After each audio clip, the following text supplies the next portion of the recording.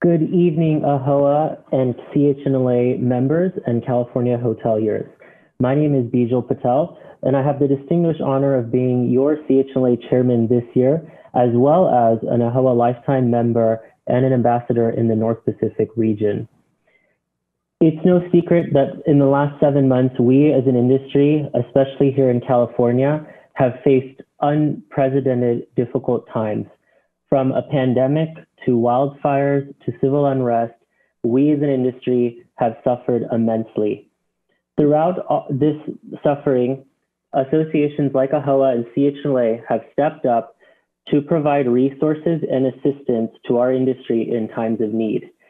Today, I am honored to be joined by a panel of distinguished hoteliers and leaders from our very own industry, and we are going to spend the next 45 minutes just going over some of the struggles that we have faced in the last 7 months, as well as looking forward to what we can expect in 2021 and beyond. Without further ado, since we do have a short schedule and a jam-packed agenda, I'm going to turn to our panelists and ask them to briefly introduce themselves to you all, although many of them are familiar faces. As I said, they've been leaders in their communities.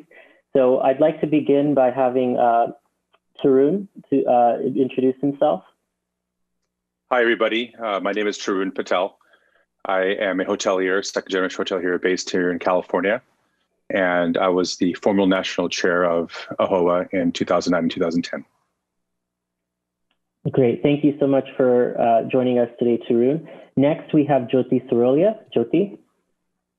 Hi, I'm Jyoti Sarolia. I own and operate our family business. I reside in San Diego, California. I also serve the South Pacific and been doing so. This is my 6th year as well.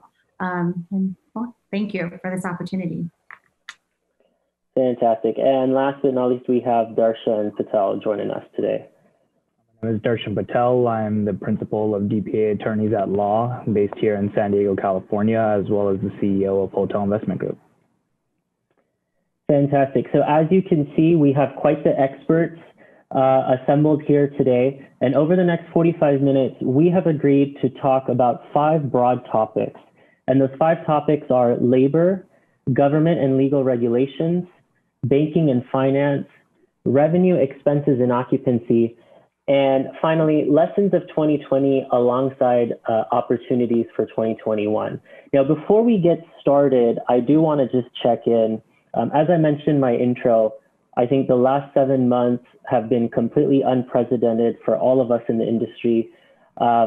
Actually, coincidentally, the 3 panelists, I was with you all in various ways the first 2 weeks of March. Tarun and I, we were at Click, and then Jyoti and Darshan, I flew down to San Diego for AAHOA Town Hall, and the 3 of us presented there. And then within literally 2 or 3 days, something that none of us had predicted hit. So I want to, before we get started, check in with you 3. What have the last 7 months been like for each of you?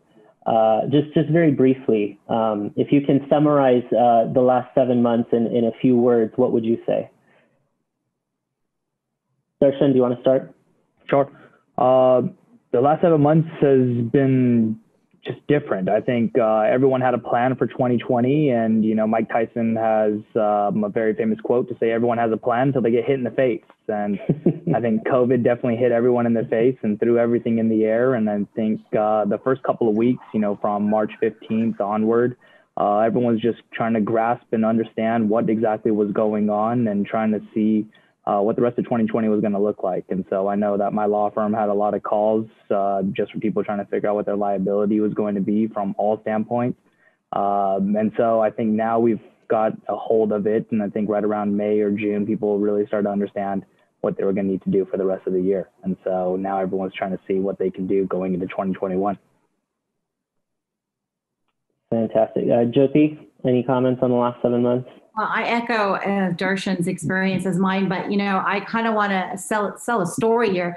I've never been an astronaut and I've never been on space, but I felt like I was in the space shuttle being stuck in space as an astronaut. And I had to throw away the guide, the book, everything that we've learned how to operate businesses. And I don't know about you guys, but I had to go back to what Hotel 101 was like for me, and learn how to swim, learn how to survive, learn how to do things differently, change the way we did metrics, be positive, be proactive.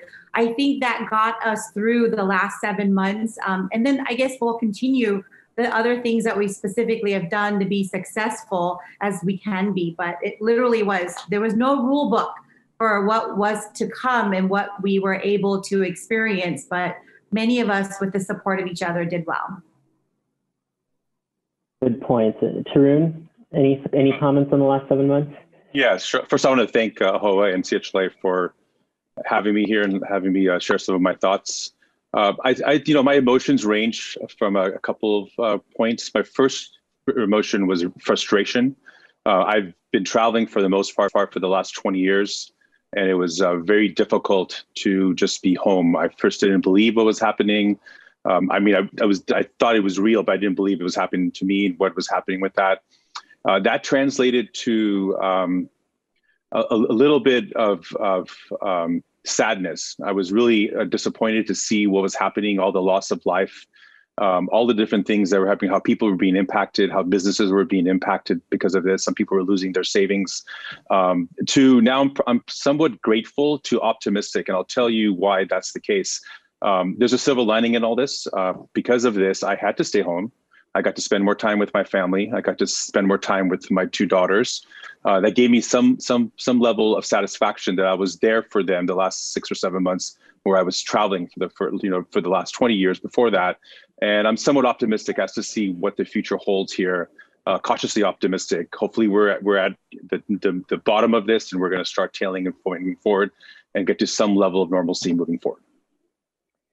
Yeah, I mean, you all put it so great. I think the only thing that I would say over the last 7 months for me, I think words are like unexpected and unprecedented just don't do justice. And I think I've gone through the 5 stages of grief throughout these past 7 months: denial, isolation, anger, bargaining, depression, and now finally acceptance. So I think acceptance is good. We are here today. We've accepted our fates over the last 7 months. And the good thing is this discussion today is all geared about looking forward. And so hopefully to our members across California, whether you're an AAHOA member, a CHA member, or both, that we've all been through our 5 stages of grief, and we are finally hopefully looking towards acceptance and moving forward. So let's get started here on our first topic. This is the hot button item, is labor. Everybody's favorite topic, has become even more relevant in 2020. If we didn't face labor challenges pre-COVID, we're definitely facing labor challenges now. Issues with employee retention, training, motivation, safety and security, all those things. So I want to hear today from you all, what are your biggest labor challenges right now? And also, what are you doing to keep your employees engaged, safe, and hopeful? Jyoti, do you want to get us going on this topic? Yeah, I think everybody can kind of relate to this, but it's tough to actually keep people working for us right now. I think people don't feel safe to be coming to work. They got used to being home the last 4 months, and I think they're kind of enjoying that a little bit.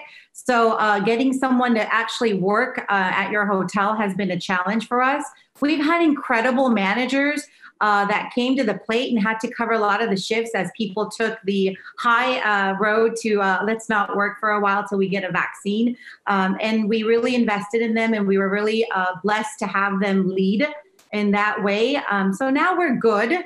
But, as leaders, our role is to keep our employees safe. When you ask that question, how do we keep people employed? We follow all of the safety protocols that CHLA has shared, AAHOA has shared, AAHOA has shared. We make sure that we follow the protocol, the procedures are set, it's done, instantaneously as the communication comes. And our employees have grown with us as we've changed the way we do business, right? I mean, it went from plexiglass to the 6-foot decal to keeping your lobbies closed. Now let's keep it open, to shut down breakfast. Well, let's open it up again. It's been a whirlwind, to say the least. And I think that when you did that with them, they delivered that much for you, and they're having an opportunity to build new teams too. So challenging, but it's not difficult. Great, great. I love the optimism. Darshan or Tarun, do you have anything to add more to that? Yeah, this is Tarun. I'll just say that we were already challenged before COVID to find quality associates or associates in general in the lodging industry. I think the number nationwide was close to 1 million. And that is actually exasperated more so here in California because of all the other competing sort of industries we have and the price points that we have. But I've always believed in complete transparency with all of our stakeholders, which includes our associates. So we were very forthcoming. We educated them on our challenges, and we worked together with them, and we challenged them that, hey, look, this is our issue. This is our problem. Let's work on it together and come up with a solution together. And it allowed them to become part of that. And that's actually worked well so far with them, especially some of the key associates that we've had for such a long time. They've been through with us through thick and thin, and they wanted to see how they could overcome this other challenge that we've had as we move forward.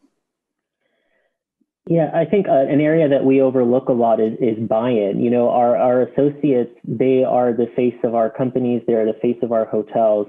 And I think we need to do better about having them be a part of the process and getting their buy-in. And so I think, you know, both of you have kind of captured the essence of that, is about, you know, involving them as opposed to telling them and using best practices. Yeah. Sorry, I want to just add one other point is I also feel like the incentive system is on its head to some degree as well. I think, you know, with everything the stimulus and the CARES Act came out with, is starting to pretty much motivate employees not to come back to work as well.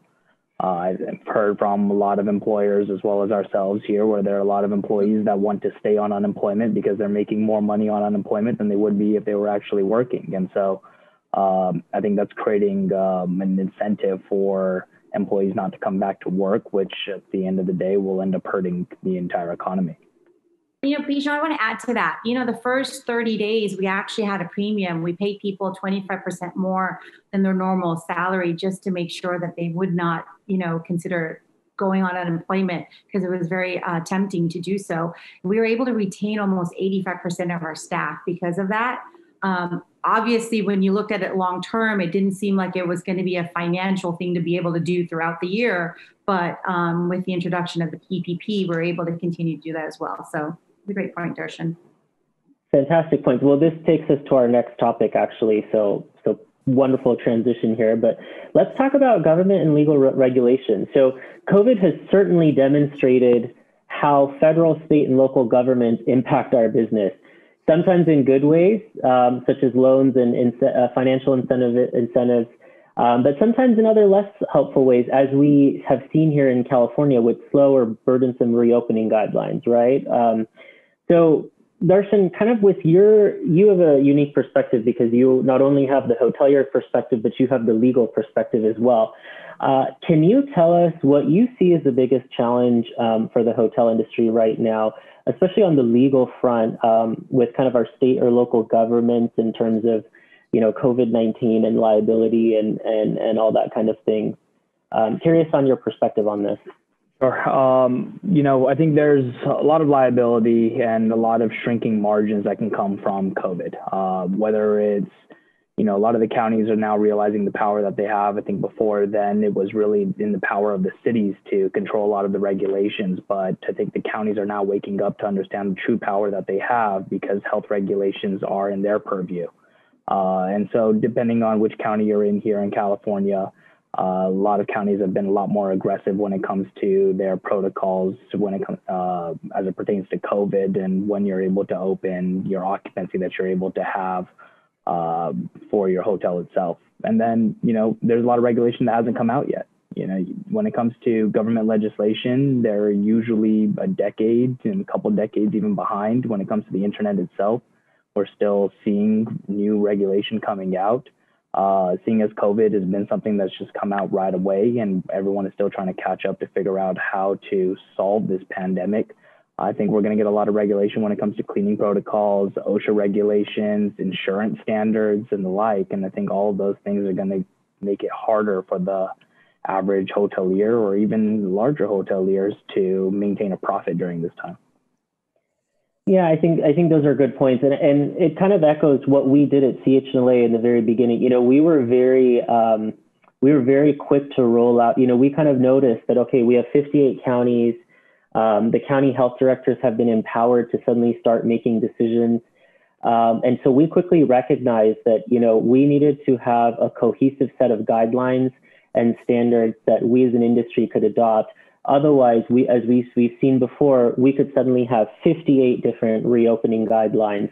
And I think I'm very proud of Team CHLA and what we did in terms of getting that guidance out in early May. And then ultimately that guidance led to our reopening of hotels on June 12th. Because if we didn't do that, I feel like, you know, just as you're mentioning, Darshan, you know, we would have had 58 different guides. And both of you, both Jyoti, Darshan, you guys have portfolios that span the entire state. So if you imagine, you know, scales of operation, you have one hotel in one county can do one thing and the other hotel in another county or city can't do another thing, right? So I think it's important. I think we kind of went on the offense, which we don't really get to do very often here in the state of California, but I think it paid off. Speaking about government regulations down the line, I mean, this is a voter initiative, but I would be remiss if I didn't have us steer this conversation now to Prop 15. To our listeners, to our members today, if you are not aware of what Prop 15 is, Prop 15 would undo Proposition 13's protections. It would split out commercial real estate under property tax, and it would reassess all current commercial properties over $3 million to current market value. In our analyses on this, you know, we've been engaged with AAHOA, AHLA, CHLA, have all been engaged on this. In our analysis, you know, this is going to impact every asset class across the board. The longer you've held your assets, the more the impact's going to be to you. And on average, we're looking at a 5 or 6 digit increase. So I'm curious to hear from the panelists today how Prop 15 is scheduled to affect you and kind of what your thoughts are on our efforts to kind of defeat the proposition. I mean, so just to start off, I'm sure we all have thoughts on this. The plain reality is our expense structures are going to increase, and we need to plan how to deal with that profit shortfall. It's not going to come from anywhere else. Our expense structures are pretty tight as it is here in California because of all the other regulations and things that we have to put in. So we have to figure out how to pass this on. We're going to need to pass it on to our consumers. But these rates are market driven for the most part, where we can't arbitrarily have a rate that's higher than our neighbor. But you know, on one hand, most of the hotels are facing similar structure challenges there as well.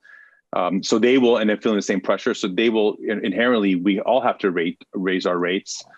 So the net effect at the end of the day is the consumers are going to have to pay more. And that's what's so bad about this is that we're driving revenue for the state, but the consumers are going to have to pay for it because we have a business we have to run that we can't find that to go anywhere else. And so that's why I think this is extremely unfortunate in that sense. The one thing that's that I want to highlight on this, and most of you should know, is that there's different ways to evaluate hotels, and one is a cap rate valuation, and our NOI is going to go down. Not only is our interest costs, our property tax costs, our cash costs are going to go up, our NOIs are going to decrease, and those multiples are going to be off. So we've lost the valuation as well every time we went to sell, but we also now lost that cash flow that's arbitrarily just coming in the next couple of years. Great points. Yeah, and I'll tag on to that as well. And you know, I think for people that have bought their properties here in the last 5, maybe even 10 years, I think there is a chance for them to pass that cost on to the consumer to some degree. But people who have bought their hotels back in the 90s and even in the 2000s, where they bought their hotel maybe for $500,000, $800,000, and now, you know, that could easily be valued at $5 million or $8 million. They could see their property tax go up 10 times.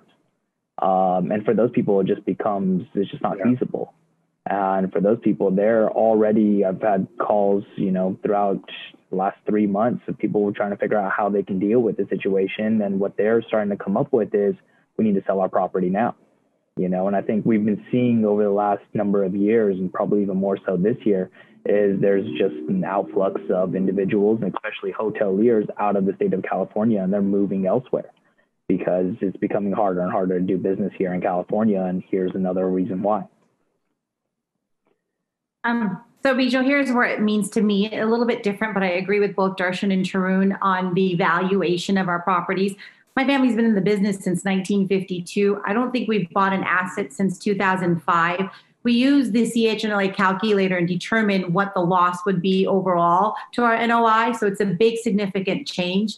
Where I'm disappointed a lot is not seeing a lot of businesses around us promoting the No on Prop 15, right? I mean, they're not carrying around these little flyers and putting it on things. So what I ask my children is, look, what we do for you guys, our real estate, our asset, our business. It's because we're wanting to, inherit it down to our children. If we want to keep it, we want to sustain it, we want to maintain it, we want to grow, come with me and put these on cars and educate people, because even the language itself, it says it's generating revenue, right? But there's no accountability of where that revenue is going. When they say it goes to 30% to fund schools, but so did the lottery, so did the gas tax, right? So here's my, this is what our impact. If I started the conversation saying I'm very positive and I'm very proactive, right? I think we have 3 weeks, right, Bijou? And I know you've been grinding on getting money to support, and I'm finally seeing those ads, right, to the No on Prop 15. I bought a lawn on all my properties, and I'm picking that up tonight. I bought a banner. I'm going to go up on top of the freeway. Anyone's welcome if they're in my backyard in San Diego. But we got to educate. I think that's what we're missing. Yeah. There's 3 weeks to make an impact. When you look at the polls right now, it's at 49%. It's at the tipping. There's an opportunity for us to tip that scale in favor of no and have them write better bills that will allow them to do what they want to do for communities, but not on the backs of hardworking small business owners. The threshold of 3 million, it's not enough because many of us are not, we're not going to be blanketed by that 3 million threshold. So so be proactive, go out there, talk to people. That's my story. Yeah, I mean, and we're all leaders on this call, on this webinar right now, and I've been saying this. You all probably tired of hearing me saying it. We still need the money. We got 3 weeks to go. If you haven't contributed, please step up. This is our time to advocate for our industry. We don't get an opportunity to really step up and usually try and defeat something before it's thrown at us. Unfortunately, in the state of California, we find ourselves playing a lot of defense. Here we have an opportunity to truly try and defeat something that could be catastrophic for our industry. And as Jyoti mentioned out, I mean, polling at 49%, what do we have to lose right now? We have a lot to lose. And so, when you're thinking of a contribution, you have to kind of put it in perspective. Am I going to make a one-time contribution, but that contribution is going to carry me through, it's been 40 years since Prop 13 passed. It might be another 40 years before another property tax bill is passed. If this passed, this economic impact is every single year, theoretically, for the next 40 years. So we all need to look at how this is going to impact us. And we do have an opportunity here to try and canvass and to try and defeat it. So I urge all of you to please get involved on the No on Prop 15 efforts, because we truly do have an opportunity here to actually stand up for our industry. Let's kind of move on to our next. This is a good segue. We're talking about NOIs, operating costs, labor costs going up. So let's kind of talk about baking and financing. Hotel owners have been desperately working to pay bills, stay open, and just survive. Construction capital dried up, refinance capital. I mean, what are we kind of seeing, especially for you multiple property portfolio folks? What are the conversations you're having with your banks, or what are the conversations you've had in the last 6 months? I know, the banks that I work with kind of gave us the 3-month leeway with an extension for 3 months more, but we're now at month 7 trying to figure out, okay, now what do we do, right? Because we're still obviously in a pandemic. So I'm curious if you can share with our members what kind of creative conversations or programs have you been looking at with your capital? Yeah, I think. Go ahead, Darshan. Appreciate it. I think right now it really depends on your relationships. And your relationships now more than ever, there's the age-old adage that, everyone's your friend when things are going well, but your true friends are the ones when you're down. And right now the hotel industry is down. And so your relationships are the ones that are going to show and shine the most. And so right now, what I'm seeing is if you don't really have a relationship with your bank, they're not going to offer you much. You know, there are certain CMBS markets that are giving blanket relief to all of their loans, and then there's certain banks that are giving relief to their loans. But at the end of the day, the lenders don't necessarily need to give you that relief at all. And depending on how predatory those lenders are, they could come over to your property and foreclose on it, and you could be out of luck. And so it's really just generating those relationships, working those relationships as much as possible, and showing them your track record in the industry itself and letting those shine throughout, you know, this pandemic itself, because I really feel like this pandemic is going to be short-lived.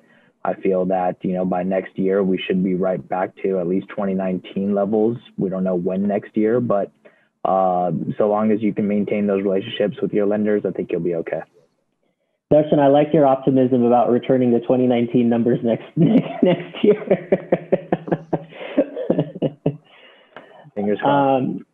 Hey, Tarun, I know you have been working in the construction and new development space. What are you kind of seeing on the new construction side? Deals and access to capital, new construction. What are you kind of seeing in those markets? Yeah, thank you. So let me just address the earlier one. There's not much restructuring. People, as you mentioned, had 3 to 6 months. We're working to kind of get more of an extension on the interest only for the next couple of months because of the seasonality of our business here in California. We had a pent up demand that sort of helped, or we had a little bit of good news over the summer, but we expect that not to continue, and we expect to have some level of distress. I'm not as optimistic as Darshan is on the CMBS market. I'm hearing horror stories, and luckily in my portfolio, we don't have much CMBS debt, but relationships don't matter there because you don't have a relationship. It's a group of bondholders that have invested in your deal, and they have a special service for working with them. And their intention is not to work with you to have a long-term deal here. They're numbers guys, right? And so I see a lot of challenges there. As far as construction, it's for the people that actually had existing debt in place. They're okay. They're continuing. Most of them are continuing to do it because at least they have something in play. Hopefully, in California, things take a long time to build, anyways, and so hopefully by the time they're up and running, we'll be able to have some level of upward rebound. People want to stay away from this because of the uncertainty in the market. I'm seeing some seller financing stuff on smaller deals, but most people, it's just hard, or you're just paying too much. I think people are waiting for a level of distress. They're waiting for some level of a discount to come out. The lenders as well, and they're trying to figure out that story. Can I get something lower than 2019 or pre-COVID values at what number? And if that sort of makes sense, you've got the right sponsor, you're still putting in 50, 60, 70. I'm working on a deal where they want 60% equity in a deal. And that just doesn't make sense, right? But I think that's what I'm seeing out there. Okay. Well, we're on the subject of... Sorry, Beach, I just want to touch on one thing there that Tarun said I think is very important. And I 100% agree. I think, when it comes to the CMBS market, there is no relationship that you can leverage there. Your originating bank, once you've originated it, it goes onto the CMBS market, and now you're dealing with PNC, KeyBank, Rialto, Midwest, any of these people. And at that point in time, you have no relationship with them. And so the only hope that you have at that point in time is that they don't want to foreclose on properties, because then they're going to end up with 60% of their hospitality portfolio is going to be in their hands trying to figure out what they're going to do with it. At the end of the day, we know bankers don't want to operate properties. So I agree 100% there. But just to add on, as a word of caution, not a doomsday, but they're sort of set up for that now because they had to deal with that 10 years ago. And so don't be surprised. I'm not saying that's going to happen. And that's what keeps me up at night in that sort of scenario, is that they see an opportunity like this. They have the mechanism. They don't have to really create new infrastructure for this because they have a playbook already in place, and that might happen, right? Let's just see how much farther. There's so many other issues that are dependent upon that. And if those things work themselves out, then this might not happen, but there is a probability that it could. Each, I want to add to that really quickly. We were fortunate to refinance a lot of our loans last year. 6 of them was with one bank, and I really like working with this one bank. I remember March 15th, I think it was a Thursday, I got back from New Orleans, and I said to them, I go, look, something's going to really be bad for our industry. It's going to be here for a long time looking at China, but I might need help. I just didn't need it today. So I didn't do a modification or interest only till third week, after 3 months. So in June was the first time. I did it on all 6 of them for 3 months. I just today signed off on another 6 months with one and 3 months on the other based on the revenue that's there. So the story that I want to share today is that be open and honest, be vulnerable, and let your lender know what help you need, but only take what you need. They are asking for more things than they have ever before, you know, liquidity, cash flow, cash in the bank. Not to say that, oh, you have a lot they're not going to give to you. Are you strong enough to be paying back and doing business with you? They themselves have extra regulations as well, too. And they don't want to have a lot of assets that they have modifications on. So I feel that good communication, honest communication, building that relationship, picking the right bank moving forward. If you've had a bad experience, pick the right bank. It's going to matter in times like this. So wanted to share that. Good point. So let's kind of, you know, we've got a little bit of time left here now. We've still got a few more topics to kind of talk about. Let's kind of start looking forward facing now. So we've covered a lot of ground on what we've kind of done in the last 7 months, what some of the challenges and those kinds of things were.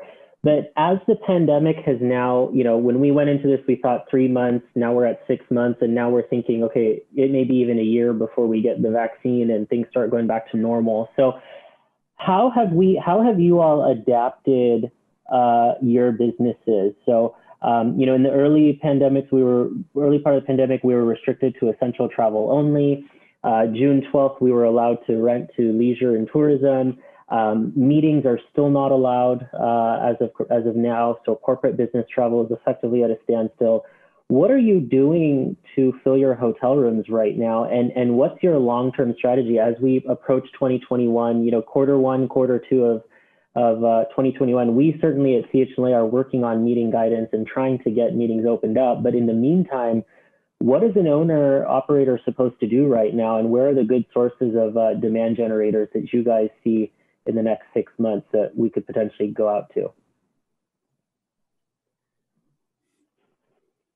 So I think, I think it's interesting because it's very difficult to look that because there isn't much guidance.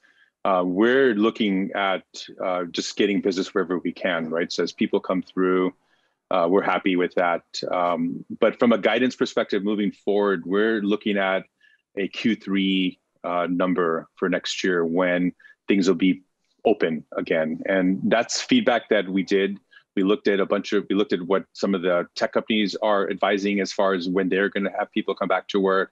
We looked at what other companies are planning as far as travel and what have you, because it's budget season now, so people are doing that. And as we go through some of that, that's the guidance that we're getting is Q3 will be open. Until then, we'll have to just kind of see what goes with that. We'll have to see what happens at the end of this year. We'll have to see what happens after the election. There's a lot of different variables in place that might change the way that things happen. That it's unfortunate that we don't have visibility past 3 to 5 weeks or 6 weeks. Right. Yeah. No. You bring up a good point. I mean, the election. We've got so many different things. We're waiting on a vaccine approval. A lot of different variables. So I do know it's a challenging time, but as you said, it is budgeting season, and a lot of us are trying to figure out how do we survive the winter, especially as tourism kind of slows down. And we enter kind of that winter season, what are we kind of doing? Jyoti, just real quick with you, I know you have assets in San Francisco. Now, we saw San Francisco take a different approach. Even though hotels opened June 12th, San Francisco just reopened their hotels officially on September 15th. How did you guys, or how are you managing in San Francisco? And are you seeing any sort of tourism coming back, or what's kind of your thoughts about San Francisco right now? We're not seeing a lot of tourism, Bijal. We're seeing a lot of displaced or people that don't want long-term leases staying with us. I think those big hotels that have been closed has kind of pushed business into our own market on Lombard Street. So we've been very lucky with that. We've maintained our rates, but obviously not the rates that we've been used to from 2019 and prior to that. So we've been good. We could be better. But I also think that the closures of those big hotels has had an impact on us. We haven't seen the tourism coming. You know, you asked this question about what we're doing to try to get people through our door. And, you know, some of the things is content. I mean, it's the simplest things of looking at content. What would make someone do a 1 day or 2 day stay vacation? They are not traveling very far. They don't want to go, you know, for a long period of time. You know, there's lots of hiking trails, a lot of scenic trails like Goliath Park. So we make sure that our content is up. We're continuously feeding things in it. Our managers are going out and asking for that sale with the construction crew, the hospital. It's like literally sales 101. And I've been very proud of our team members for being able to, you know, get us up to close to 60% and more. So that's what's been happening. Fantastic. And then Darshan, I know San Diego has been very aggressive in their reopen. I mean, they wrote letters to elected officials. They lobbied Sacramento. What's the climate been like in San Diego in terms of reopening, getting business started again down there? Yeah, I think San Diego has done a great job, at least from a city perspective. You know, the county is still fighting amongst themselves as to how the reopen is going to go, but I applaud our mayor here for trying to get things reopened as quickly as possible. You know, he was one of the first mayors that at least we've seen here in California that allowed for outdoor dining, and even went as far as saying that you don't need to have permits in order to go into the sidewalks, parking lots, streets, whatever you need to do in order to get business coming to your restaurant, hotel, whatever it may be. Go ahead and do it, because he supported business and small business in particular. And so we were happy to see that.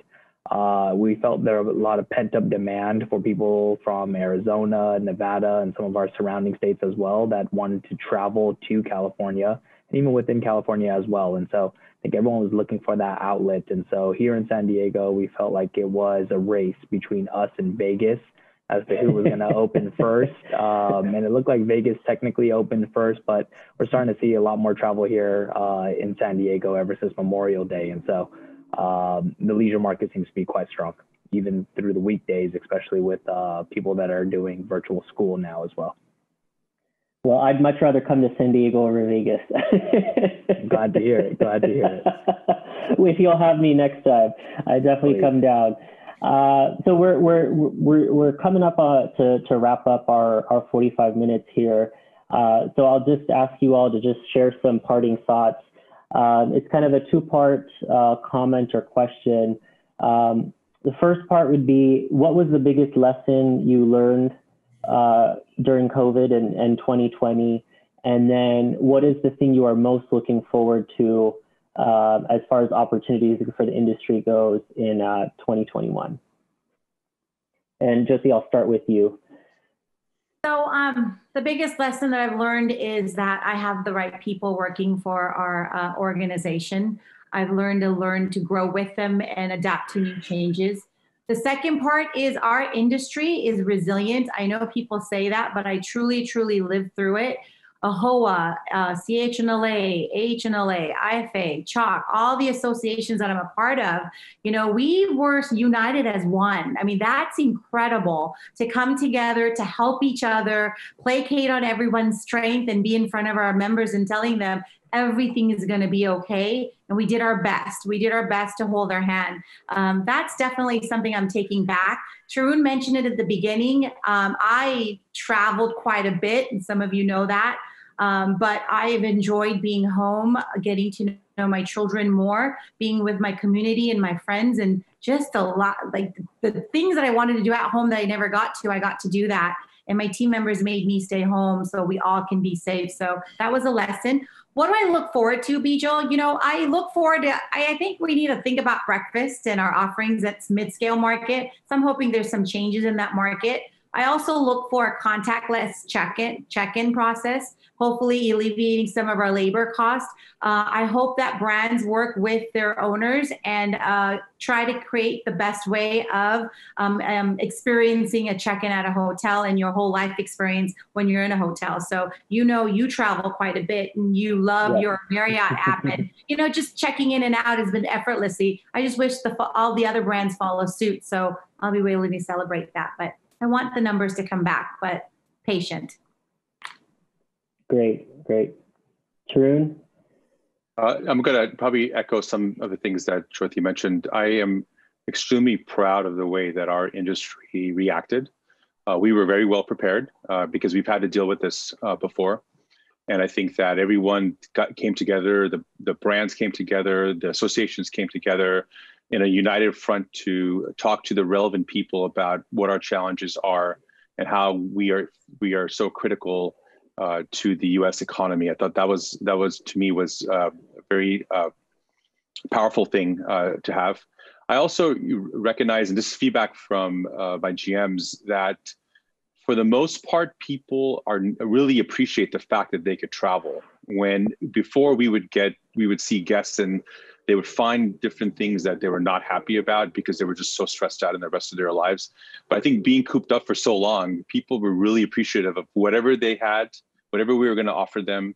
And they were happy with at least being able to come to a nice, clean place and be able to do and at least enjoy what they had to have. So I think that to me is an opportunity for 2021. I agree with Jyoti that there is an opportunity for us to relook at our engagement model with our guests. I think that some of the things over time that we've adopted as a Me Too sort of scenario, whether it be breakfast or free internet or things like that, whatever, I'm just mentioning a few. I think we have a very unique opportunity to sort of strip that down and start building up again as to what are the true things that we believe our guests should have in a stay. And we could put the human touch to it to balance that out, because we're going to become more and more technology driven as we start going about to be optimized from a cost perspective, as well as to optimize the fact that we're going to be safe and touchless and so forth. Great. And Darshan? I think the biggest takeaway from COVID-19 is to remain nimble. Always have a plan, always have, a 5-year plan, 10-year plan, 20-year plan, whatever that may be. But in the event that a pandemic of this proportion ends up hitting your plate or anything else, just remain nimble, making sure that you're staying on top of all new updates, all latest releases. I think is one of the biggest takeaways from here. I know there were a lot of people that signed up on, county programs where they were placing at-risk people to help them stem any type of revenue deficit that they were having. I know there were a lot of people that were signing up military contracts, government contracts, medical professional contracts, and they hadn't necessarily planned on doing that, whether it was in December of last year or January of this year. But just staying nimble, understanding exactly what's going on, staying up to date is definitely a big takeaway from this pandemic for sure. And then looking forward, look for opportunities. COVID definitely is going to come with a lot of burden, whether it be, for insurance, which I'm hearing now insurance companies won't insure hotels unless they're 3.5 stars or more on TripAdvisor or Google reviews, whatever that may be. But I think there's other opportunities that may present themselves. I think Jyoti had mentioned in regards to breakfast. Breakfast offerings have always been a huge expense for a lot of operators. And now with COVID, it could be an opportunity where you're able to offer some type of grab and go with maybe no breakfast at all.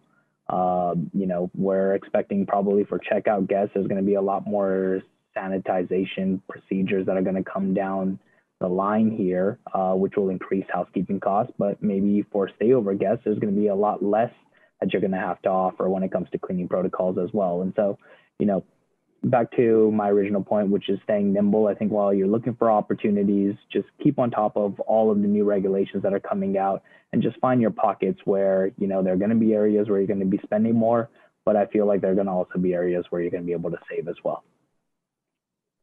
Fantastic. Well, that brings us to the end of this panel.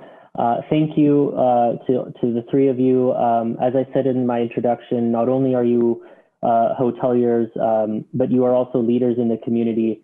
So thank you for your leadership and your advocacy during these times. Certainly a lot of the themes that were covered today, resiliency, nimbleness.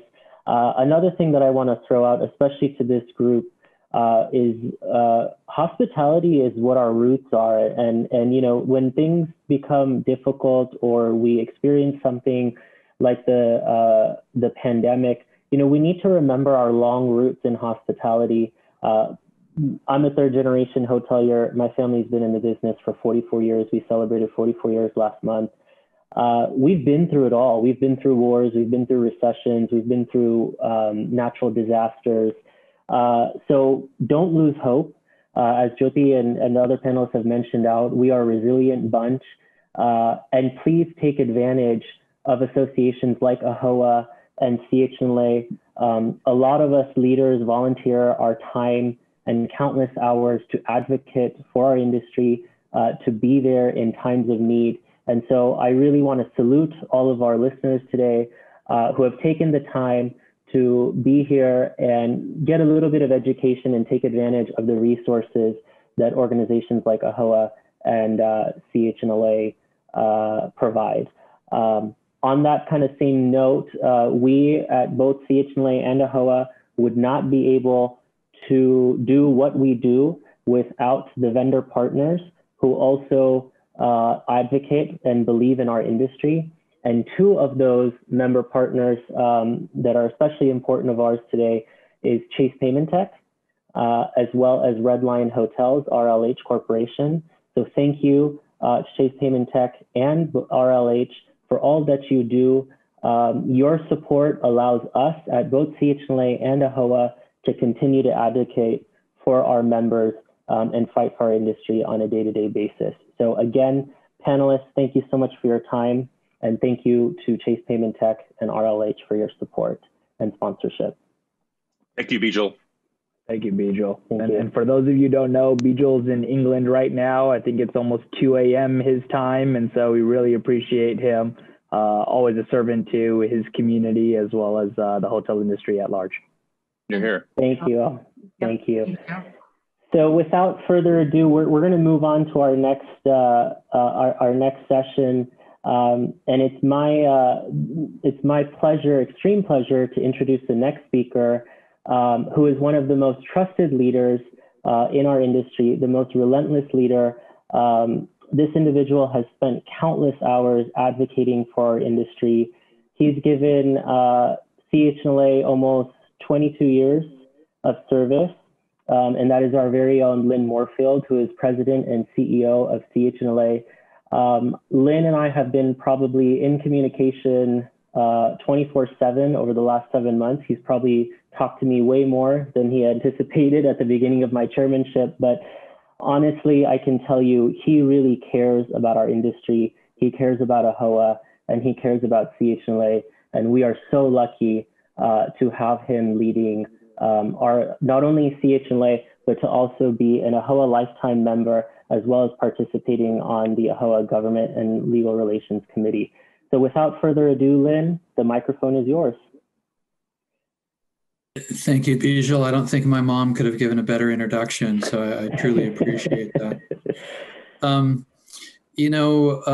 What I want to say first is thank you. Thank you to all the hoteliers and all the members, not only for your support during this time, but also for stepping up. So it's often lost in our industry, but we're hospitality at heart. And we really spent probably the first, I'm going to say 2 to 3 months working with various state agencies in terms of how to place COVID positive, homeless, essential workers. That rolled into fire and public safety and how we deal with the wildfires. And hotels are integral to that. And we've done a great job with that from an industry perspective.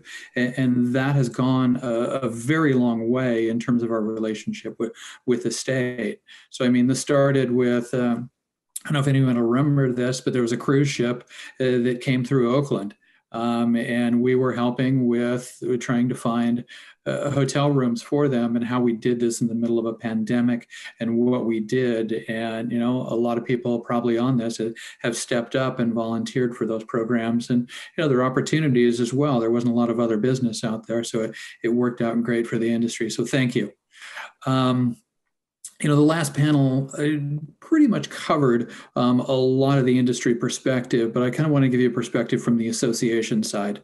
And I think early on, what the association really tried to do was get rid of the uncertainty. And there's still a ton of uncertainty out there. And now that uncertainty is now uncertainty and inconsistency. And the uncertainty is when are we going to open? When are we going to be able to do this? How do I do that? What about my insurance coverage? How do I protect my employees? How do I protect my guests? And CHNLA has tried our hardest to put together tools and resources for the industry so that we can help you get back to business. A lot of people are still closed right now, especially in San Francisco, where they're just having a real tough time in that urban area. No groups and meetings in the middle of October.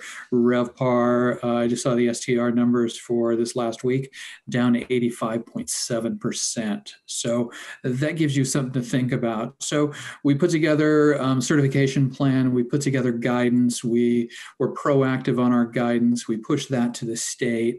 The state adopted the guidance almost wholesale.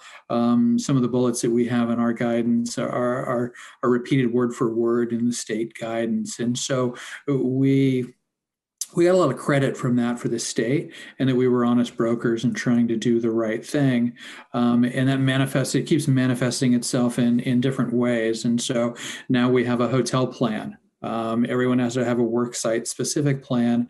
And so we have that for everyone as well. And here's what's happening in specific areas. And so we've really been trying to put out fires this whole time, just to provide a little bit more certainty through it. So I hope you found our information and our resources helpful, and that you've had a chance to avail yourself. They're all on our website, calodging.com, and we're here to help as best we can. So let me talk to you about the flavor of politics in California.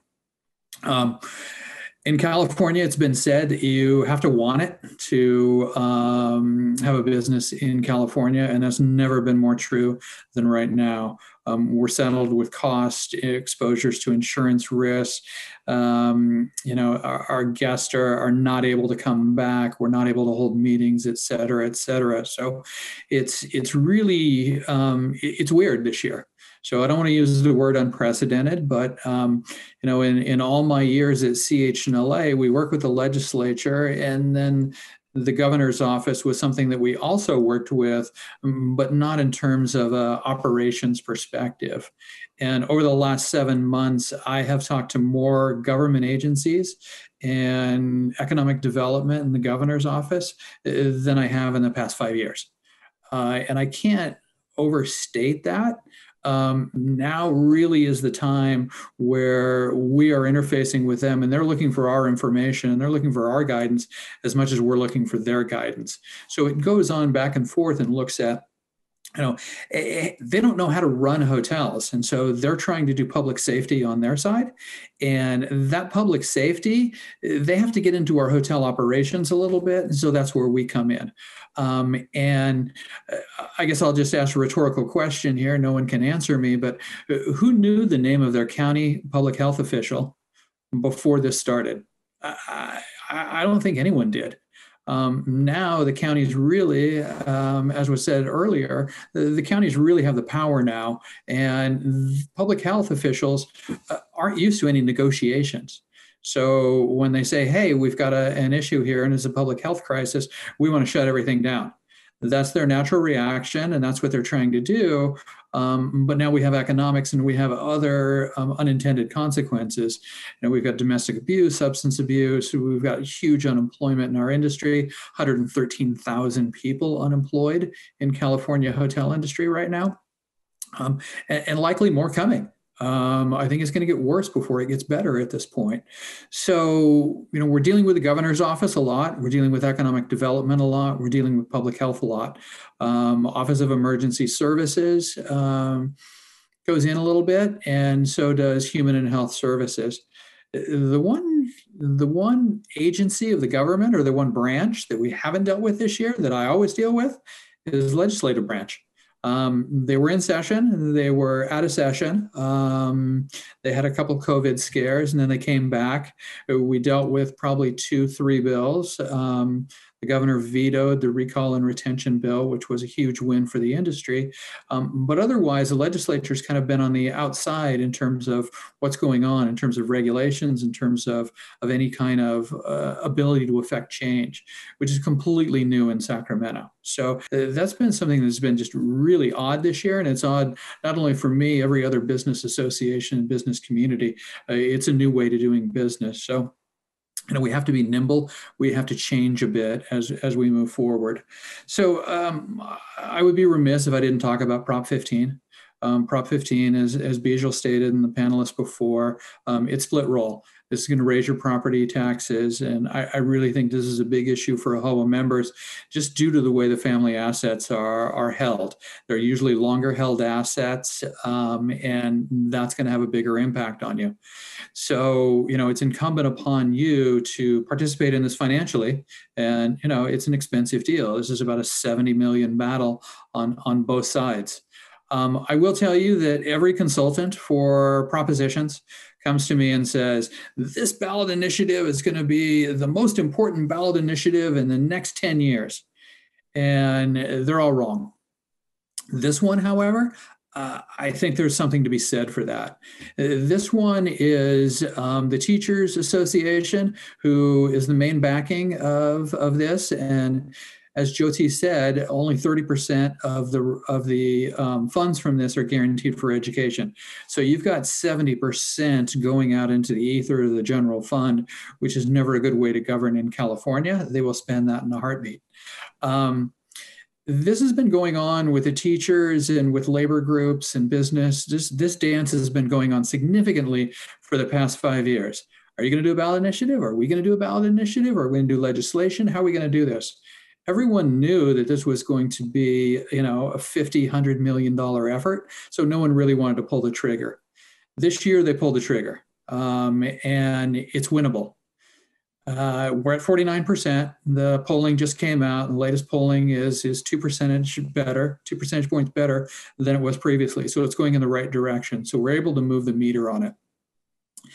This is winnable. Okay, we have to participate in this to win.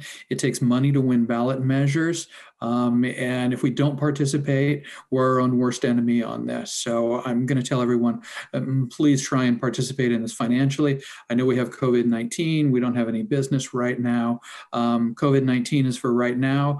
Prop 15 is forever. So keep that in mind. And then I will say that the hangover from this, if we don't put up a good fight and don't show the power of business behind this, is that labor and government interests are going to get a clear signal that we can't get our act together and defend our own interest. And so we'll see more of these coming down the line. So it's kind of a litmus test for the industry. So I'll leave it on there. We have a calculator on our website. We have all the information on there. Please do try and contribute, get educated on it, put up a lawn sign, do whatever you can possibly do about this, because it's that close and every vote counts. Let me just talk about AB 5, which is independent contractors in California, and that is now morphed into Prop 22. AB 5 was Assembly Bill 5, and it basically said nobody can be an independent contractor. Everyone has to be an employee of somebody's, right? So if you're a contractor, you really have to be an independent contractor. You can't be employed with someone. That's your primary work, and that's what they do. So it was a huge issue.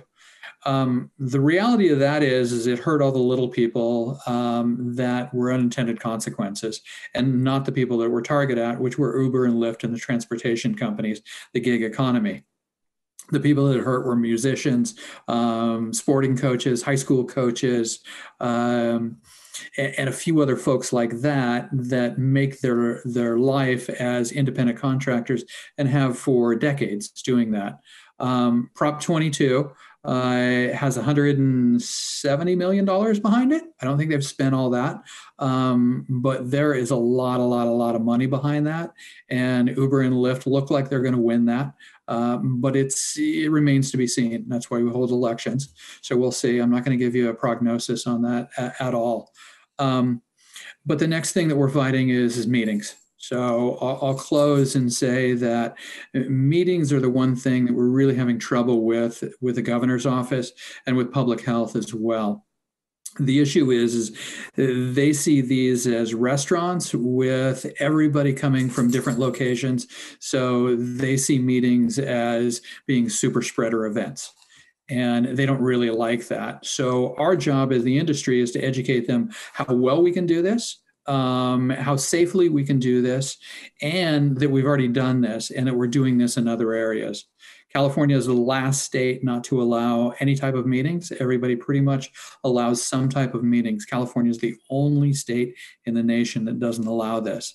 That said, they're very far away from allowing these. So it's going to take a lot of effort in terms of from the individual hoteliers and the county level and from my efforts on the state level in association with other associations, AAHOA, Cal Travel Association, et cetera. So we need to really push on that. So I have meeting guidelines that we released on Tuesday on our website. We also have other guidelines from anywhere from a Hyatt video to MGM guidelines, IMEX, and everything in between. So there's a lot of different guides and resources to go off of.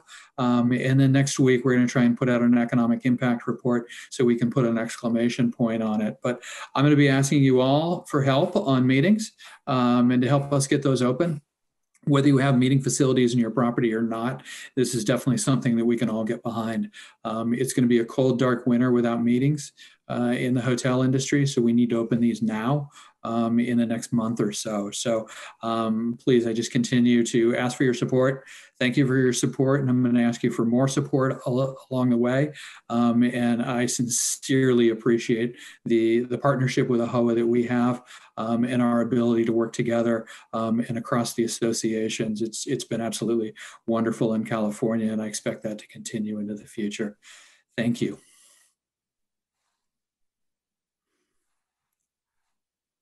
Bjorn,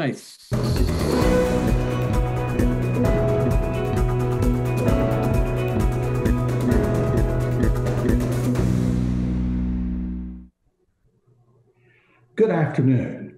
I'm Cecil Staten, the President and CEO of AAHOA. Thank you for joining us today. I wish that we were able to meet in person for this regional event. However, the COVID-19 pandemic continues to keep our nation and our economy in a holding pattern as we wait for a vaccine. When I joined AAHOA last year, I looked forward to traveling across the country to meet you, the people who drive America's hospitality industry. As a small business owner myself, I feel an immense kinship with you because of your entrepreneurial drive and vision. It's that commitment to build, to inspire, and to succeed that drew me to this association. If ever there were a time that the unwavering optimism of entrepreneurs such as you is most valuable, it's now, when times are tough. Even though you worked hard and built successful businesses, COVID-19 continues to disrupt our industry in ways that few imagine, and it's pushing many hotels to the brink. I'm the son of small business owners, and in addition to being an educator, I built a few successful businesses myself. From reviving a failed radio station and building that success into owning 15 stations, to launching 2 publishing companies that brought 2 New York Times best-selling books to print. I believe that my hard work and commitment to a job done right would lead to progress and a better life for my family. Despite my hard work and success, like entrepreneurs in every industry, I had to overcome disruption. Digital music and streaming services disrupted radio and changed how people consume news, music, and information. Amazon and ebooks continue to turn the book publishing model on its ear. But as entrepreneurs, when disruption threatens the business we build, the jobs we created, we adapt. It's how we survive. The hospitality industry faces disruptions such as new technologies, brand models, and regulations, but we've never faced one as impactful as this pandemic. That's why AAHOA is doing everything we can to help you adapt and overcome the disruptions and challenges this pandemic is inflicting on your business. We saw our industry go from years of consecutive growth to a standstill seemingly overnight. This virus is changing the way we live and do business and forcing us to innovate. Some speculate that this pandemic is accelerating the inevitable demise of practices and industries that will be rendered obsolete by new technologies and the passage of time. Everything is changing. How we approach labor, guest services, sanitation protocols, automation, and other areas are all impacted. We will continue to see significant shifts in the coming months and years. At AAHOA, our response to this pandemic is member-centric. We listen to your needs, look at how we can meet them in the short term, and plan for supporting you in our industry in the long run. For hoteliers and the hospitality industry, the road to recovery starts with AAHOA. This association is a reflection of you, our members, your dreams, and your journeys. In my role as president and CEO, I'm committed to learning as much as I can from you and meeting as many AAHOA members, industry partners, and association partners as I possibly can. AAHOA has great momentum, and we are riding high on a year of big achievements.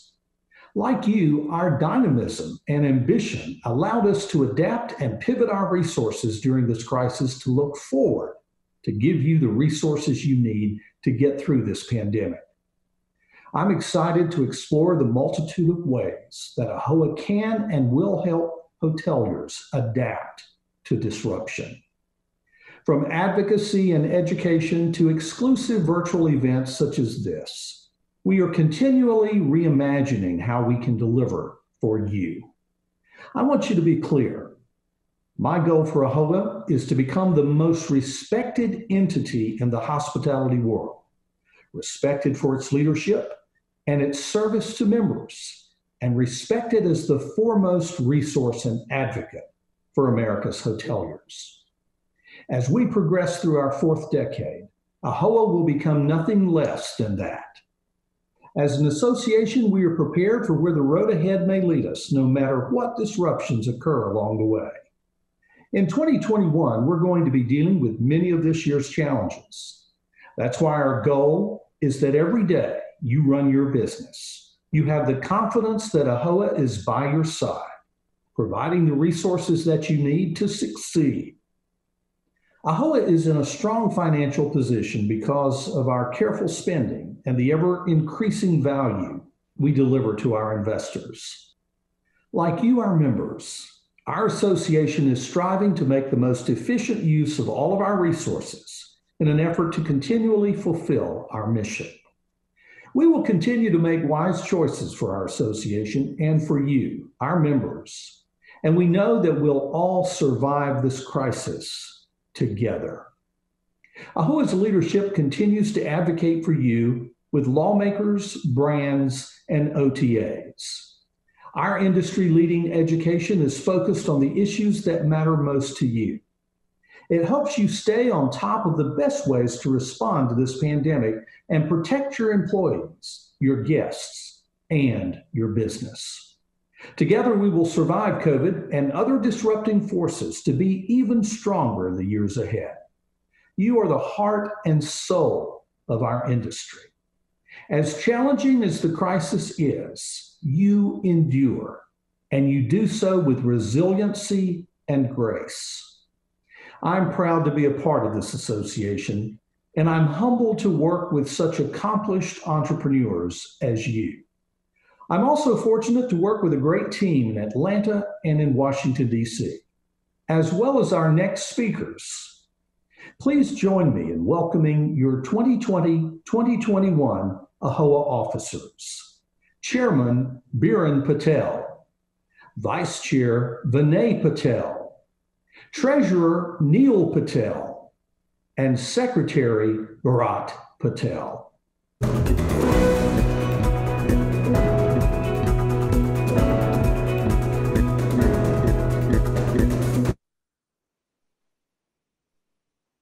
Thank you, Cecil.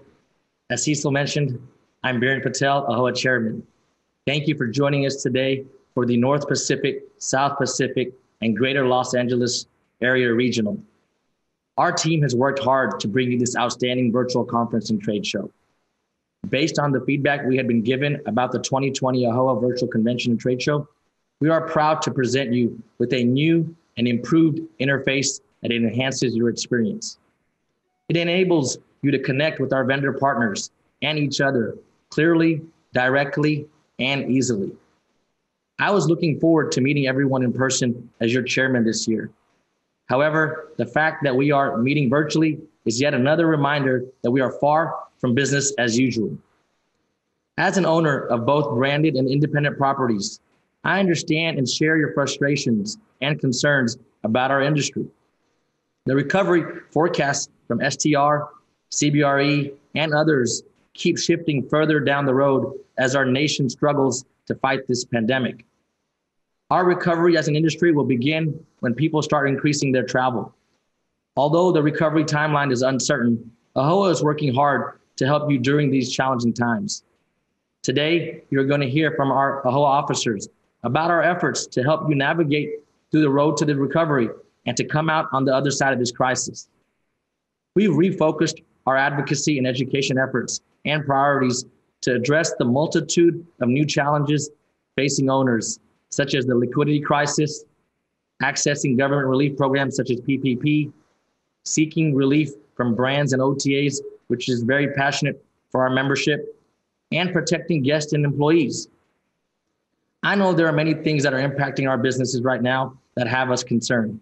However, I can tell all of you this: AAHOA is trying its best with the obstacles and parameters in front of us. Our education team has developed over 180 COVID-specific webcasts since March to help you address the pandemic's challenges head on. AAHOA also keeps you up to speed on the latest industry and COVID news with our daily digest. We've also had over 70 virtual events which address local issues and bring you together with AAHOA and industry leaders to help you stay connected. Even though we are in a virtual space today, I hope today's regional conference allows you to take advantage of the networking opportunities and the deals you get only through AAHOA. We are excited to share with you all today's AAHOA's efforts and to support you and your businesses. Please join me in welcoming AAHOA Vice Chair Vinay Patel, who will give you an industry update in your areas and bring you up to speed with our advocacy efforts in Washington, D.C. and in state capitals across the country. Thank you. Thank you, Biren. I guess I'm waiting for the slides.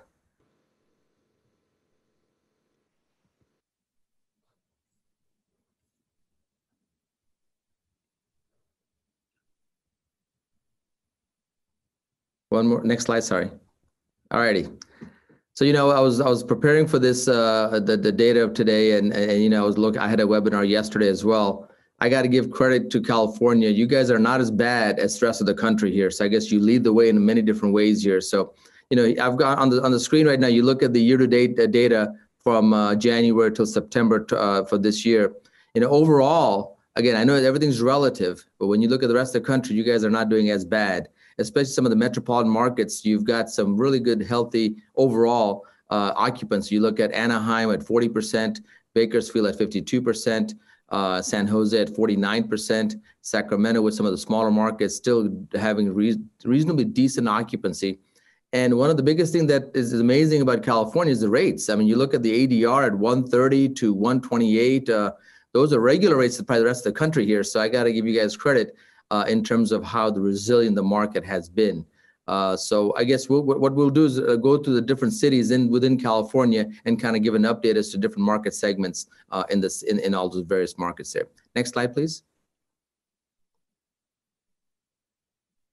So when you look at the lodging forecast for all of the country and all the hotels, you look at 2020, demand is down by almost 39%.